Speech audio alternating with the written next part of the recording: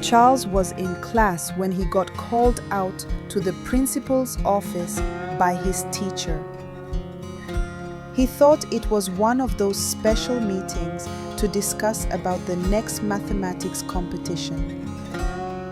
Charles, a brilliant student, always represented the school, King's College, and had won many awards. Joyfully, he went for the meeting, expecting a briefing from the principal, but he saw his father's friend, Mr. Dixon, with a complicated look on his face. When he saw Charles, he forced a smile and greeted him. Charles wasn't sure what to make of it. The principal, Mr. Francis, then spoke. "Charles, I am sorry, but we will need to excuse you from the school today. Mr. Dixon is here to pick you up. There's a need for you at home.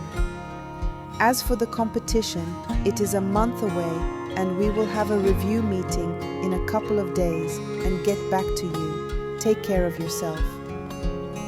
Charles left with Mr. Dixon, but couldn't shake off the odd feeling that something was wrong. He inquired from Mr. Dixon, but he said all was well. They drove to hospital. This time Charles was happy but uneasy. He knew his mom was due for delivery, but wasn't sure when. Walking down the aisle of the emergency section, he was happy, but the deafening silence of Mr. Dixon was unnerving. Sighting his dad, he ran over and hugged him. Mr. Stevens hugged his son tightly and mouthed a thank you to his friend, Mr. Dixon. He told his son Charles that his mother had a premature labor and had to be admitted in the ICU. He took him to go and see her. Only Mr. Stevens knew that they were just saying their goodbyes. Mrs. Susan was lying unconscious when Charles came in to greet her. Charles wanted to wake her to speak with her, but the father said that she needed rest. However, he should speak on and that she will hear it. When they were done, Charles was taken home by Mr. Dixon.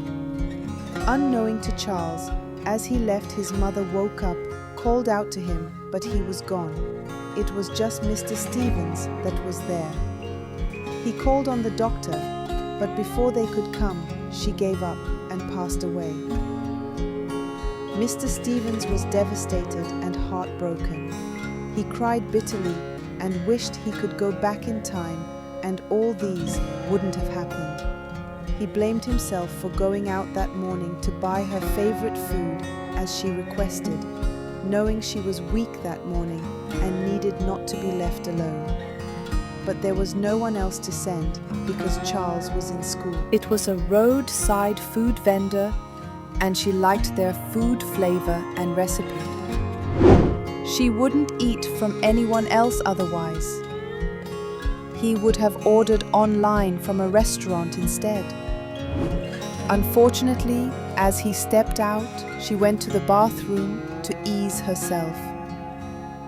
When she was done and tried stepping out, she slipped and fell face down, hitting her stomach on the ground, and became unconscious almost immediately. When Mr. Stevens came back, he called out to her, but there was no response, so he went to the bedroom. But on his way, as he passed by the hallway, he saw the bathroom door open and the lights on. He went to turn it off and saw his wife on the floor unconscious and bleeding. He was alarmed. He quickly lifted her and drove her straight to the hospital. He then called his workplace, informing them of his absence from work because of a family emergency. One of the doctors attending to her came and informed him that they discovered she was anemic, and that was what caused the weakness and the ease of her falling. Unfortunately, the baby was affected and she needed surgery to save her life, although it was a 50% chance. Mr. Stevens gave his consent for them to save his wife. Some hours later, the doctor came back and broke the news. He told Mr. Stevens that the baby didn't survive and that the mother's life was in great danger and have been moved to the ICU for close monitoring. Mr. Stevens was devastated and called his best friend to break the news to him. When Mr. Dixon came over and saw the state of things, he immediately brought Charles from school to see her peradventure she doesn't make it. Mr. Stevens was woken up to reality by a gentle tap on the shoulder. He wasn't sure how long he had been sitting on the bench in the reception. He then realized he was being asked a question by Mr. Dixon. He noticed that his face was drenched with tears and lost in his sorrowful thoughts. Mr. Dixon, shocked to see his friend in that state, asked him why he was sad. Mr. Stevens finally found his voice and amidst tears told him the sad news. Mr. Dixon was sad and stared at him in disbelief, not knowing what to say. Just then, a nurse came by to discuss the arrangements for a transfer of the body to the morgue. Mr. Stevens burst into tears and was consoled by his friend. Due to his state, Mr. Dixon had to follow the nurse to make the arrangements on his behalf. It felt like yesterday, but the pain of the loss of a mother and wife lingered. Mr. Stevens was completely broken and lost by the loss. He blamed himself so much that he was ashamed to face his son. Unknown to him, he had distanced himself from Charles for fear of letting him see how broken he was, despite it being over 1 year. Charles, a 13-year-old teenager, was heartbroken more because he missed his father. The once jovial Mr. Stevens had turned into a strict, angry, and sad man. He felt it was his fault that his mother died. He wished he never asked her for a baby brother. His academic performance fell through from being the best in class to an average student, and this frustrated his father the more. Mr. Dixon, seeing how both were hurting and couldn't stand by and watch, decided to come up with a solution, which was getting his friend a wife and his godson a mother. He discussed with his friend, but Mr. Stevens wasn't having it. He persuaded him, and after 6 months, Mr. Stevens agreed to start dating again. That was when he met Miss Amanda, a music teacher from the nearby school. He was drawn to her because she looked so much like his late wife and had a good singing voice. Miss Amanda took the opportunity to flirt and pressure Mr. Stevens into marrying her. She took extra care of Charles, and Mr. Stevens was glad that finally Charles was going to be cared for properly again. He decided to go on with the marriage with Miss Amanda. Unknown to Charles and Mr. Stevens, Miss Amanda had an ulterior motive. She was just putting on a show so that she endear herself to them. The moment she got married to Mr. Stevens, she changed.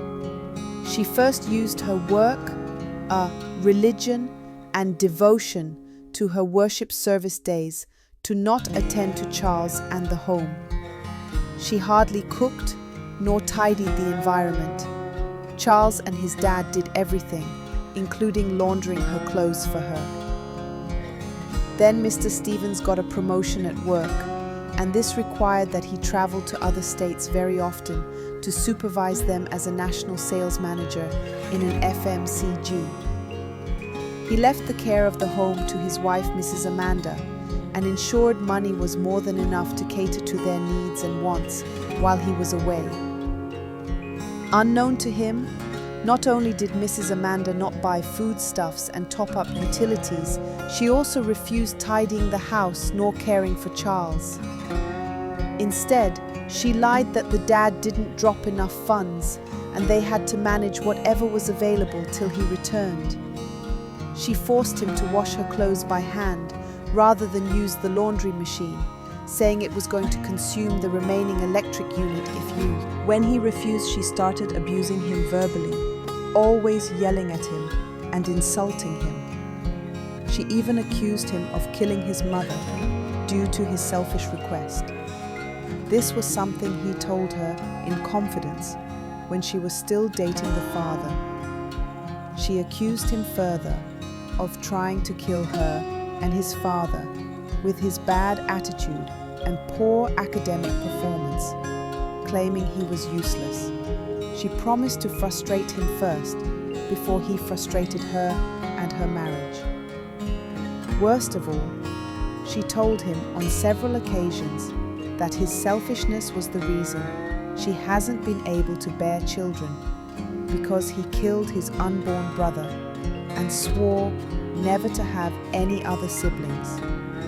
Charles was heartbroken, and this made her more happy. So she decided to say it more often, but he decided to prove her wrong. 3 weeks after his dad came back, but before he could narrate what happened to him, Mrs. Amanda had gotten foodstuffs and topped up the electric unit all along while lying to Charles. As a matter of fact, everything was perfect, so that when he told his father what happened, it was difficult to believe.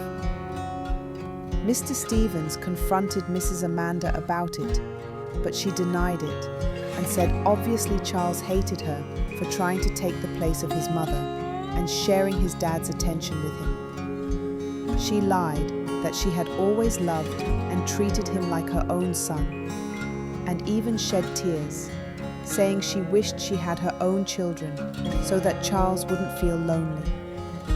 Mr. Stevens was confused, although he noticed that Charles had lost weight and was more withdrawn. He thought it was the loneliness that caused it, as his wife had said. He decided to make it up to him by giving him some money. When next he traveled, the following month, the stepmother resumed her wicked acts again and refused to get foodstuffs, saying that he should use the money his father gave him and eat. Unknown to her, Charles was well prepared this time. He recorded everything that transpired, and also how she ate the remainder of the food he cooked with the money his father gave him, so that he will spend all his money cooking fresh meals. He too decided to cook only what was enough for him to eat once, and this infuriated his stepmother. Charles on many occasions was tempted to share this information with the dad while he was away, but he reasoned that might affect his concentration at work and waited till he got back. When Mr. Stevens came back, Charles shared his evidence with his dad, and Mrs. Amanda was vexed and started fighting Charles, saying he was trying to drive a wedge between her and her dad. Husband, Mr. Stevens came to his son's rescue and warned her never to do that again. Things never remained the same after that because Mrs. Amanda made the home a living hell for both of them. Mr. Stevens decided to bear it through and wait till Charles was 18 years and had entered the university. Then he could separate from her. Charles also resolved to perform excellently academically and won more awards than he ever did before his mother passed away. He won both state and regional championship in mathematics and spelling competition. By the time he won national championship, he was given a scholarship to any level of studies he desired, up to doctoral level. He graduated from secondary school with perfect scores. He then traveled abroad to study and become a physicist. 10 years later, he won a Nobel Prize for inventing the fastest spacecraft that could orbit the Earth in an hour. On the day of the award, his father was there, shedding tears of joy for not failing his son. He was proud of what he made of himself. Charles was overwhelmed with tears of joy as he was giving his valedictorian speech. He recounted how his childhood experience made him turn his lemon into a lemonade. He advised the younger generation to be brave and respond better and positive to life's challenges and not let it pull them down. This story teaches us to never give up, to be hopeful, resilient, and patient, regardless of the challenges life throws at us. Please like, share, and subscribe to my channel for more exciting stories. Thank you.